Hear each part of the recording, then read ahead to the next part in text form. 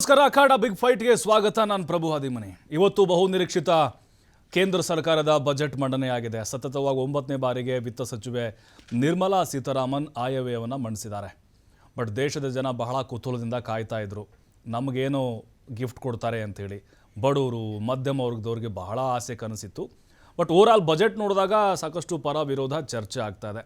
ಸಹಜವಾಗಿ ಪ್ರತಿಪಕ್ಷಗಳು ಟೀಕೆಯನ್ನು ಮಾಡ್ತಾ ಇದ್ದಾವೆ. ಅದ್ರ ಹೊರತಾಗಿ BJPಗರು ಈ ಬಜೆಟನ್ನು ಹಾಡಿ ಹೊಗಳುತ್ತಾ ಇದ್ದಾರೆ.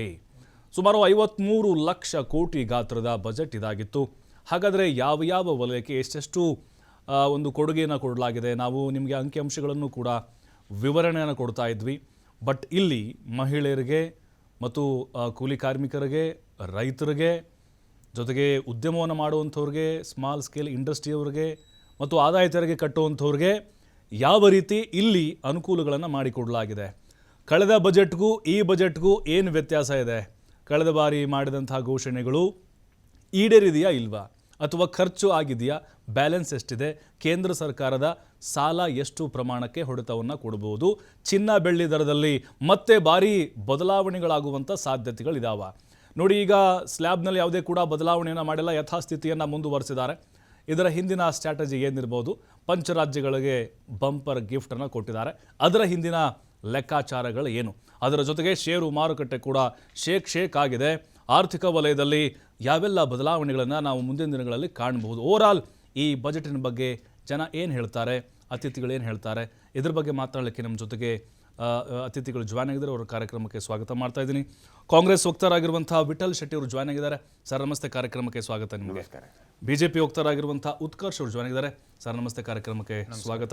ಆಮ್ ಆದ್ಮಿ ಪಕ್ಷದಿಂದ ಅಖಿಲ ಯೋಗೇಶ್ ಅವರು ಜಾಯ್ನ್ ಆಗಿದ್ದಾರೆ. ಸರ್ ನಮಸ್ತೆ, ಕಾರ್ಯಕ್ರಮಕ್ಕೆ ಸ್ವಾಗತ ನಿಮಗೆ. ಝೂಮ್ ಲೈವಲ್ಲಿ ಜಾಯ್ನ್ ಆಗ್ತಿದ್ದಾರೆ ಆರ್ಥಿಕ ವಿಶ್ಲೇಷಕರು SS ನಾಯಕ್ ಅವರು. ಸರ್, ಕಾರ್ಯಕ್ರಮಕ್ಕೆ ಸ್ವಾಗತ ನಿಮಗೆ. ನಮಸ್ಕಾರ ಸರ್, ನಿಮ್ಮಿಂದ ಆರಂಭ ಮಾಡ್ತಾ ಇದ್ದೀನಿ. ಇವತ್ತಿನ ಬಜೆಟ್ ತಾವು ಗಮನಿಸಿರ್ತೀರಿ, ನಮಗೆ ಭಾರತಕ್ಕೆ ಈ ಅಮೆರಿಕದ ಟ್ರಂಪ್ ಹುಚ್ಚು ನಿರ್ಧಾರದಿಂದ ಟ್ಯಾರಿಫ್ ಅನ್ನು ಕೂಡ ಹೇರಲಾಗ್ತಾ ಇದೆ ಮತ್ತು ಜಾಗತಿಕವಾಗಿ ಸಾಕಷ್ಟು ಅನಿಶ್ಚಿತತೆಗಳಾಗ್ತಾ ಇದೆ, ಆರ್ಥಿಕ ಬದಲಾವಣೆಗಳಾಗ್ತಾ ಇದ್ದಾವೆ. ಇವತ್ತಿನ ಓವರಾಲ್ ಬಜೆಟ್ ಅನ್ನ ನೋಡ್ತಾ ಇದ್ರೆ ಆರ್ಥಿಕ ಶಿಸ್ತನ್ನ ಕೇಂದ್ರ ಸರ್ಕಾರ ಕಾಪಾಡಿಕೊಂಡಿದೆ ಅಂತ ಅನ್ಸುತ್ತಾ? ನೋಡಿ, ಬಹಳ ಒಂದು ನಿರೀಕ್ಷಿತ ಬಜೆಟ್ ಇದು. ಯಾಕಂದ್ರೆ ಹೆಚ್ಚಿನವ್ರು ಹೇಳ್ತಾರೆ ಇವು ಬಜೆಟ್ ನಲ್ಲಿ ಏನು ನಮ್ಗೆ ಅನೌನ್ಸ್ ಆಗಿಲ್ಲ ಅಂತೇಳಿ. ಬಜೆಟ್ ಮುಂಚೆ ಅನೌನ್ಸ್ಮೆಂಟ್ ಮಾಡಿದ್ದಾರೆ. GST 2 ಅಲ್ಲಿ ನಿಮ್ಮ 2 ವೀಲರ್ ಇರ್ಬೋದು, 4 ವೀಲರ್ ಇರ್ಬೋದು, ಕನ್ಸ್ಯೂಮರ್ ಡ್ಯೂರಲ್ ಇರ್ಬೋದು, ಸಿಮೆಂಟ್ ಇರ್ಬೋದು, ಸ್ಟೀಲ್ ಮೇಲೆ ಎಲ್ಲದರಲ್ಲಿ GST ಅನ್ನು ಕಮ್ಮಿ ಮಾಡಿ ಆಗಿದೆ. ಇನ್ಕಮ್ ಟ್ಯಾಕ್ಸ್ ಕಳೆದ ವರ್ಷವೇ 12 ಲಕ್ಷದವರೆಗೆ, ಅದು ಈ ವರ್ಷದಿಂದ ಜಾರಿ ಆಗ್ತದೆ, ನಾಡ್ದು ಏಪ್ರಿಲ್ ಇಂದ. ಇಂಡಿವಿಜುವಲ್ ಮತ್ತೆ HUF 1 ನಯ ಪೈಸಾ 12 ಲಕ್ಷದವರೆಗೆ ಟ್ಯಾಕ್ಸ್ ಕಟ್ಟುವ ಅಗತ್ಯ ಇಲ್ಲ. ಇದು ಬಜೆಟ್ ಮುಂಚೆ ಇವರು ಕೊಟ್ಟಿದ್ದಾರೆ. ಇದು ಯಾರು ನಾವು ಎಣಿಸಿದಿರೋ ಎಷ್ಟು ಎಣಿಸ್ಲಿಲ್ಲ ಅದಕ್ಕಿಂತ ಹೆಚ್ಚಿನ ಪಟ್ಟೆ ಕೊಟ್ಟಿದ್ದಾರೆ.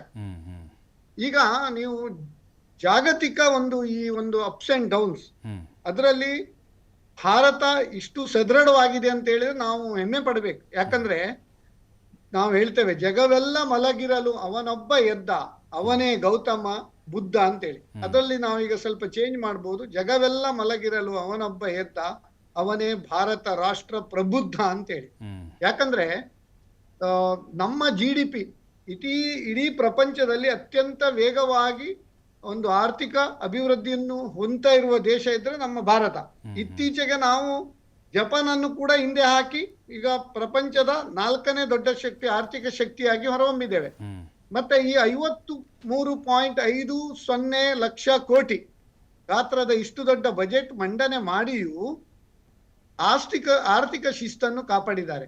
ಅಲ್ಲ, ಈಗ ಕೇಂದ್ರ ಸರ್ಕಾರ ಸಾಲದ ಪ್ರಮಾಣವನ್ನು ಕೂಡ ಹೆಚ್ಚು ಮಾಡಿಕೊಂಡಿದೆ ಮತ್ತು ಈ GDP ಏನಿದೆ, ನಮ್ಮ ಭಾರತ ದೇಶದ ಸಂಪನ್ಮೂಲ ಏನಿದೆ ಮತ್ತು ಹಣ ಏನಿದೆ, ಅದು ಕೇವಲ ಕೆಲವೇ ಒಂದು ಬೆರಳೆಣಿಕೆಯಷ್ಟು ಜನರಲ್ಲಿ ಮಾತ್ರ ಅದು ಸಂಗ್ರಹ ಆಗಿರೋದು. ಇವೆಲ್ಲ ನೋಡ್ತಾ ಇದ್ರೆ, ಈ GDP ಮೊತ್ತವನ್ನ ನೋಡ್ತಾ ಇದ್ರೆ ಇದು ಎಲ್ಲ ಒಂದ್ ಕಡೆ ಇದು ನಮ್ಗೆ ಜಾಸ್ತಿ ಅಂತ ಅನ್ಸುತ್ತಾ? ನಾವು ಹೆಮ್ಮೆ ಪಡ್ಬೇಕಾ ಅಂತ? ಇಲ್ಲ, ಅದು ತಪ್ಪು ಕಲ್ಪನೆ. ನೋಡಿ, ಸಾಲ ಮಾಡಿ 2 ವಿಷಯ ಉಂಟು. ಒಂದು, ಸಾಲ ಮಾಡಿ ತುಪ್ಪ ತಿನ್ಬಾರ್ದು, ಸಾಲ ಮಾಡಿ ದನ ಕೊಂಡುಕೊಳ್ಬಹುದು. ಸಾಲ ಮಾಡಿ ದನ ಕೊಂಡುಕೊಂಡ್ರೆ ಅದು ಮತ್ತೆ ಹಾಲು ಕೊಡ್ತದೆ, ಅದು ಕಾಸ್ಕೇಡಿಂಗ್ ಇಫೆಕ್ಟ್ ಆಗ್ತದೆ. ಇಲ್ಲಿ ಏನಾಗಿದೆ, ಸಬ್ಸಿಡಿ ಕೊಡ್ಲಿಕ್ಕೆ ಸಾಲ ಮಾಡ್ಲಿಲ್ಲ, ಸಬ್ಸಿಡಿ ಕೊಡ್ಲಿಕ್ಕೆ ನಮ್ಮ GST ಮತ್ತೆ ಇದು ಇನ್ಕಮ್ ಟ್ಯಾಕ್ಸ್ ಕಲೆಕ್ಷನ್ ಇಷ್ಟು ರೇಟ್ಸ್ ಕಮ್ಮಿ ಮಾಡಿ ಕೂಡ ನಮ್ಮ ಕಲೆಕ್ಷನ್ ಸದೃಢವಾಗಿದೆ. ಅಂದ್ರೆ ನಮ್ಮ ಒಂದು ಇಕಾನಮಿ ಒಳ್ಳೆ ರೀತಿಯಲ್ಲಿ ಬೆಳೀತಾ ಉಂಟು ಅನ್ನೋ ಅರ್ಥ. ಓಕೆ. ನಾವು ಸಾಲ ಮಾಡಿದ್ದ ಹಣವನ್ನು ಕೆಪೆಕ್ಸ್ ಅಂದ್ರೆ ನಾವು ರೈಲ್ವೆ ಯೋಜನೆಗಳಿಗೆ, ರೋಡ್ಗಳಿಗೆ, ಮತ್ತೆ ನಮ್ಮ ಏನ್ ಹೇಳ್ತಾರೆ ಇನ್ಫ್ರಾಸ್ಟ್ರಕ್ಚರ್, ಪೋರ್ಟ್ ಇರ್ಬೋದು, ಏರ್ಪೋರ್ಟ್ ಇರ್ಬೋದು, ಓಕೆ. ಬೇರೆ ಬೇರೆ ಒಂದು ಏನ್ ಹೇಳ್ತಾರೆ ಮೂಲ ಸೌಕರ್ಯಕ್ಕೆ ನಾವು ಬಂಡವಾಳ ವೆಚ್ಚ ಮಾಡಿದೆ. ಅದರಿಂದ ಏನಾಗ್ತದೆ ಅಂದ್ರೆ ಪುನಃ ಈಗ ನೋಡಿ, ಒಂದು ರೋಡ್ ನೀವು ಇಂಪ್ರೂವ್ಮೆಂಟ್ ಮಾಡ್ಲಿಕ್ಕೆ ಹೋದ್ರೆ ಜಲ್ಲಿ ಕ್ರಷರ್ನವರಿಗೆ ಲಾಭ ಆಗ್ತದೆ, ಹೌದು. ಸಿಮೆಂಟ್ನವ್ರಿಗೆ ಲಾಭ ಆಗ್ತದೆ, ಕಾರ್ನವ್ರಿಗೆ ಲಾಭ ಆಗ್ತದೆ, ಲೇಬರ್ ಜಾಸ್ತಿ ಬರ್ತದೆ. ಇದೇ ರೀತಿ ಅದು ಕಾಸ್ಕೇಡಿಂಗ್ ಇಫೆಕ್ಟ್ ಅಂತ ಹೇಳ್ತೇವೆ ನಾವು. ಒಬ್ಬರಿಗೆ ಖಾಲಿ ಹಣ ಕೊಟ್ರೆ ಏನಾಗ್ತದೆ, ಅಲ್ಲಿಗೆ ಖರ್ಚಾಗ್ತದೆ. ಈ ಮೂಲಸೌಕರ್ಯ ಅಭಿವೃದ್ಧಿಗೆ ಹಣ ಹಾಕಿದ್ರೆ ಏನಾಗ್ತದೆ, 3x 4x 5x 10x ಹೀಗೆ ಅದರದ್ದೊಂದು ಏನ್ ಹೇಳ್ತಾರೆ ರಿಪಲ್ ಇಫೆಕ್ಟ್ ಅಂತ ಹೇಳಿ, ಅದು Yes, sir. ಇಕಾನಮಿಗೆ ಹೆಚ್ಚಿನ ಕೊಡುಗೆಯನ್ನು ಕೊಡ್ತದೆ ಅಂತ ಹೇಳಿ. ಎಸ್, ಬರ್ತೀನಿ So, ಬರ್ತೀನಿ ಆದ್ರಿಂದ ನಾಯಕ್ ಸರ್, ನಿಮ್ಮ ಹತ್ರ ನಾವು ಮತ್ತೆ ಯಾವ್ದು ಬರ್ತೀನಿ ನಾನು. ಇನ್ನೂ ಹಲವು ವಿಚಾರಗಳು ಮಾತಾಡೋದಿದೆ. ಉತ್ಕರ್ಷ್ ಅವರೇ, ಈಗ ಪ್ರತಿಪಕ್ಷಗಳು ಅದರಲ್ಲೂ ಕಾಂಗ್ರೆಸ್ ನಾಯಕರು ಹೇಳ್ತಿದ್ದಾರೆ ಇದು ಬಂಪರ್ ಬಜೆಟ್ ಅಲ್ಲ, ಬಂಡಲ್ ಬಜೆಟ್, ಬೋಗಸ್ ಬಜೆಟ್, ಬರ್ಬಾದ್ ಬಜೆಟ್ ಅಂತ ಹೇಳಿ ಇಂತಿಂತ ವರ್ಡ್ಗಳನ್ನ ಕೇಳ್ತಾ ಇದ್ದೀನಿ ನೋಡಿ. ಈಗ ನಮ್ಮ ಯಾರು ಆರ್ಥಿಕ ವಿಶ್ಲೇಷಕರು ಬಹಳ ಚೆನ್ನಾಗಿ ಹೇಳಿದ್ರು, ನಾಯಕ್ ಅವರು. ಹೌದು.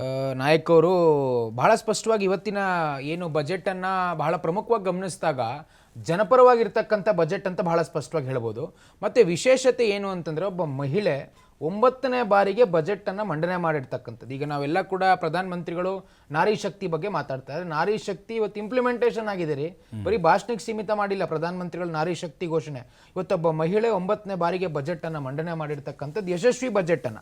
ಮತ್ತೆ ಬಹಳ ಪ್ರಮುಖವಾಗಿ ಈ ಬಾರಿಯ ಬಜೆಟ್ ನ ಮೂಲ ಉದ್ದೇಶ ಇದ್ದಂಥದ್ದೇ ಫಿಸ್ಕಲ್ ಡೆಪಾಸಿಟ್ ಅನ್ನ, ಇನ್ಫ್ಲೇಷನ್ ಅನ್ನ ಕಮ್ಮಿ ಮಾಡಿ ಹೈ ಗ್ರೋತ್ ಇರ್ತಕ್ಕಂಥ ಒಂದು ಬಜೆಟ್ ಅನ್ನ ಕೊಡಬೇಕು ಈ ಬಾರಿ ಅನ್ನುವಂಥದ್ದು ಬಹಳ ಸ್ಪಷ್ಟವಾಗಿ.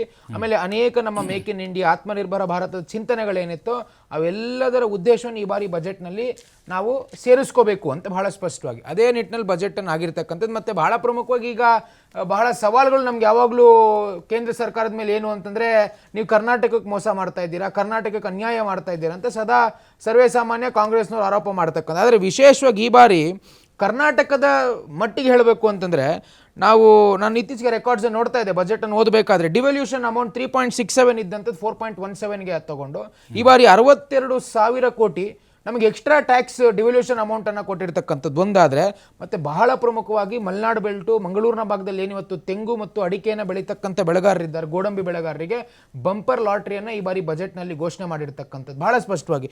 ಮತ್ತು ಬಹಳ ಪ್ರಮುಖವಾಗಿ ಟೆಕ್ಸ್ಟೈಲ್ ಇಂಡಸ್ಟ್ರಿ, ಬೆಂಗಳೂರಿನಲ್ಲಿ ಬಹಳ ದೊಡ್ಡ ಟೆಕ್ಸ್ಟೈಲ್ ಇಂಡಸ್ಟ್ರಿ ಇದೆ. ಅನೇಕ ಜನ ಕಾರ್ಮಿಕರು, ನೀವು ಹೇಳ್ತಾ ಇದ್ರಿ ಕಾರ್ಮಿಕರು ಹೋಗ್ತಕ್ಕಂಥದ್ದು, ಮಧ್ಯಮ ವರ್ಗದವ್ರು ಹೋಗ್ತಕ್ಕಂಥದ್ದು. ಆ ಟೆಕ್ಸ್ಟೈಲ್ ಇಂಡಸ್ಟ್ರಿಯನ್ನು ರಿವ್ಯಾಂಪ್ ಮಾಡಲಿಕ್ಕೂ ಕೂಡ ಬೆಂಗಳೂರಿನಲ್ಲಿ ಅನೇಕ ರೀತಿಯ ಸವಲತ್ತುಗಳನ್ನು ಬಜೆಟ್ನಲ್ಲಿ ಕೊಟ್ಟಿರ್ತಕ್ಕಂಥದ್ದು. ಮತ್ತು ಬಹಳ ಪ್ರಮುಖವಾಗಿ ಕೊಟ್ಟಿರ್ತಕ್ಕಂಥ ಹೈವೇ ಕನೆಕ್ಟಿವಿಟಿ 7 ಹೈವೇ ಕಾರಿಡಾರ್ಸ್ ಅಲ್ಲಿ 2 ಬೆಂಗಳೂರು ಟು ಹೈದರಾಬಾದ್, ಬೆಂಗಳೂರು ಟು ಚೆನ್ನೈಯ ಬಜೆಟ್ನಲ್ಲಿ ಕೊಟ್ಟಿರ್ತಕ್ಕಂಥ